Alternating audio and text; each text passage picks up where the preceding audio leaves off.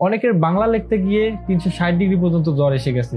তো কিভাবে আপনি অ্যাডোবির যে সফটওয়্যার গুলো আছে, Adobe Premiere Pro, Adobe Photoshop, Adobe Illustrator, এগুলোতে কিভাবে আপনি বাংলা লিখবেন, আজকের ভিডিওতে আমি খুব সহজেই একটা সহজ নিন্দা টেকনিক দেখিয়ে দেবো কিভাবে আপনি বাংলা লিখতে পারেন।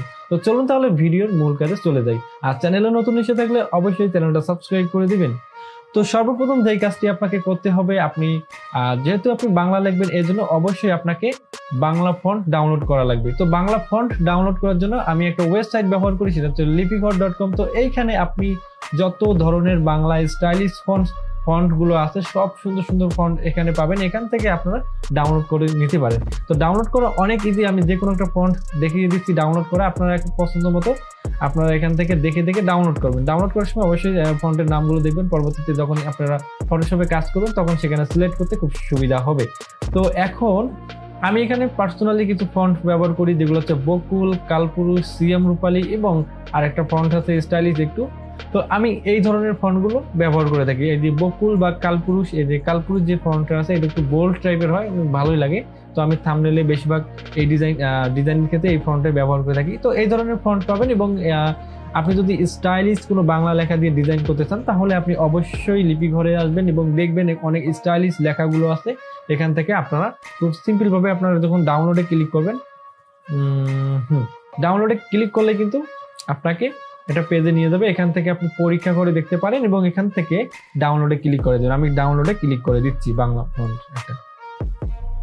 তো এখান থেকে আমি ডাউনলোডে ক্লিক করে দিলাম, ডাউনলোড। হ্যাঁ, তো অবশ্যই এখন আমি এটা ফাইলটা ওপেন করব। আপনাদেরকে একদম শুরু থেকে দেখিয়ে দিচ্ছি ফন্ট কিভাবে ডাউনলোড করবেন এবং আরেকটা সফটওয়্যার লাগবে। তো হ্যাঁ, আমি এই যে ফন্টটা ডাউনলোড করলাম এবং এটি কি করব, রাইট বাটন ক্লিক করব। হ্যাঁ, আপনার অবশ্যই আনজিপ করার জন্য উইনার ব্যবহার করতে হবে।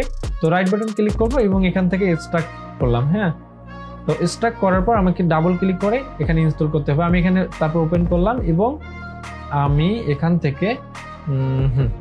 থেকে এইভাবে ডাবল ক্লিক করে এখান থেকে আমি ইনস্টলে ক্লিক করলে আমার এই ফন্টটা কিন্তু ইনস্টল হয়ে যাবে। আমি এটা ইনস্টল করে ফেললাম।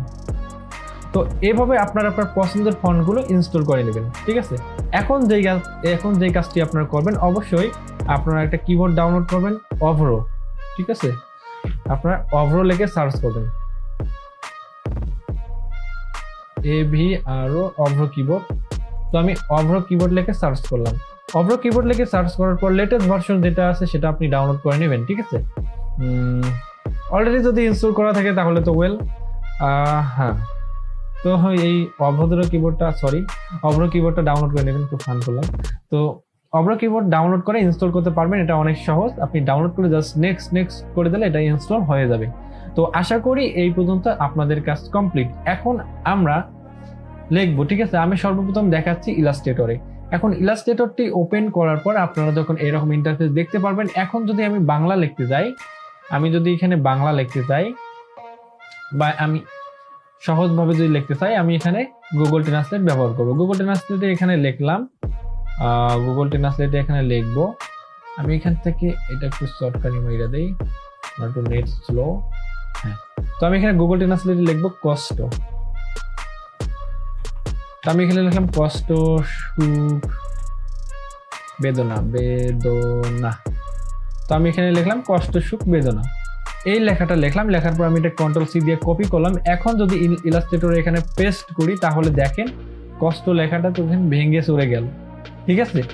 এখন এটা সহজ টেকনিক কি, একদম যদি আপনি সহজভাবে শিখতে চান তাহলে যে কাজটি করণীয় আপনি এখান থেকে যে অভ্রো কিবোর্ডটা ইনস্টল করছেন, এখানে যে সেটিং আইকনটা আপনি দেখতে পাচ্ছেন, সেটিং আইকনটা এখানে ক্লিক করে দেবেন এবং এখানে দেখতে পাচ্ছেন Unicode to Bijoy text to convert. তো এখানে ক্লিক করে দিবেন। ক্লিক করার পর আপনারা এই যে একটা এরকম ডকুমেন্ট পাবেন। এখানে আপনার যে বাংলা লেখছেন, এখানে ট্রান্সলেটে যে বাংলা লেখাটা লেখছেন, যতগুলো বাংলা লেখা হোক, আপনারা যেটা আর কি লিখতে যাচ্ছেন সফটওয়্যারে, আপনার ইলাস্ট্রেটর হোক, প্রিমিয়ার প্রোতে হোক, জাস্ট এই লেখাটা কপি করবেন।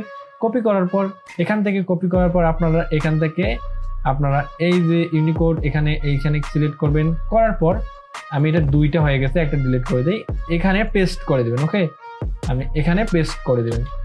পেস্ট করার পর আমি এখান থেকে কনভার্ট করব।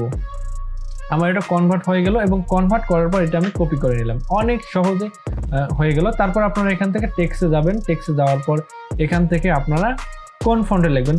ধরেন আমি এই ফন্টটা ব্যবহার করব, এটা আমার অনেক ভালো লাগে, মোটামুটি ডিজাইনে আমি এটা ব্যবহার করি।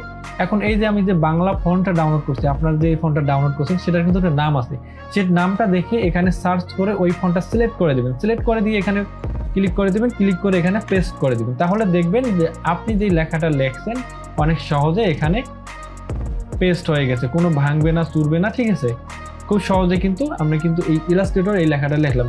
সেম একই পন্থা অবলম্বন করে আপনি যদি ফটোশপ ওপেন করেন, ফটোশপে লেখার জন্য অনেকে যারা ফটোশপ জানেন তারা তো জানেন, প্লাস আইকনে ক্লিক করে একটা আমাদেরকে লেয়ার নিতে হবে। লেয়ার নেওয়ার পর যে কাজটি করতে হবে, এখান থেকে টেক্সট তুলে ক্লিক করতে হবে এবং আমি এখান থেকে এখানে পেস্ট করলাম। এবং আমার এখান থেকে যে কাজটি করতে হবে, এখানে আমাকে অবশ্যই আমার ওই যে ফন্টটা আমি সিলেক্ট করব বা যে ফন্টে আমি লিখবো, তো ওখানে আমি আরেকটা ফন্ট দিয়ে দেখালাম। এখানে আমি তো এখান থেকে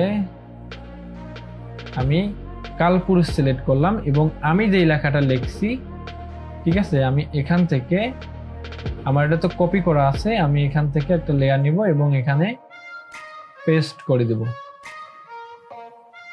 আরে বাবা, হয় না কেন? ও সরি।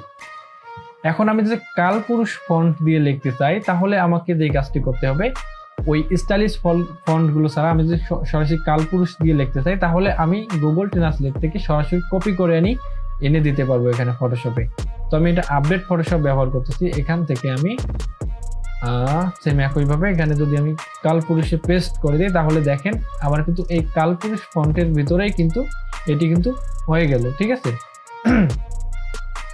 তো এইভাবে আপনারা যদি ফটোশপে বলেন বা ইলাস্ট্রেটরে বলেন বা অ্যাডোবি প্রিমিয়ার প্রোতে বলেন, এইভাবে আপনারা আগে ফন্টগুলো সিলেক্ট করবেন, তারপরে আপনারা এইভাবে গুগল ট্রান্সলেটে লেখার পর এখানে পেস্ট করতে পারেন, অথবা আপনার অভ্র দিয়ে সরাসরি এখানে লিখতে পারেন।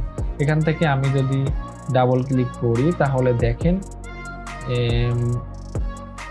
আমার সোনার বাংলা। তো দেখেন আমি কিন্তু খুব সহজে কিন্তু লিখতে পারলাম বাংলা, ঠিক আছে। তো আপনারা যে ফন্টগুলো ব্যবহার করবেন, এখান থেকে আপনি স্ক্রিনশট দিয়ে নিতে পারেন। যদি আপনার থাম্বনেলে বোল্ড টাইপের লেখা ব্যবহার করতে চান, তাহলে আপনি এই ফন্টগুলো ব্যবহার করতে পারেন। এগুলো অনেক ভালো, অনেক মানে ভালো লাগে এই ফন্টগুলো, আমি পার্সোনালি ইউজ করে থাকি। তো আজকের ভিডিওটা ছিল এই পর্যন্তই। তো আশা করি বুঝতে পারছেন কিভাবে আপনারা বাংলা লিখবেন। তো ভালো থাকবেন, সুস্থ থাকবেন, নেক্সট ভিডিওগুলো অবশ্যই ফলো করবেন।